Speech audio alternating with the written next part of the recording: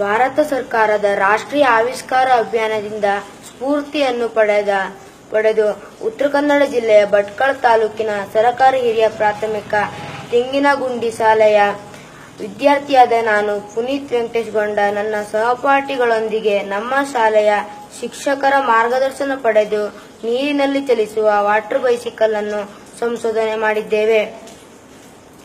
Make in India ಯೋಜನೆಯ ಪೂರಕವಾಗಿ ರಸ್ತೆಯಲ್ಲಿ ಚಲಿಸುವ ಬೈಸಿಕಲ್ ಅನ್ನು ಹಲವು ಮಾರ್ಪಾಡುಗಳನ್ನು ಮಾಡುವುದರ ಮೂಲಕ ಸುಪ್ರಸಿದ್ಧ ವಿಜ್ಞಾನಿ ಆರ್ಕಿಮಿಡೀಸ್ನ ತತ್ವವನ್ನು ಆಧರಿಸಿ ತೇಲುವಿಕೆ ನಿಯಮ, ತೋರಿಕೆ ನಷ್ಟ, ಪ್ಲವನತೆ ಬಲದ ಆಧಾರದ ಮೇಲೆ ಈ ವಾಟರ್ ಬೈಸಿಕಲ್ ಅನ್ನು ಸಂಶೋಧನೆ ಮಾಡಿದ್ದೇವೆ.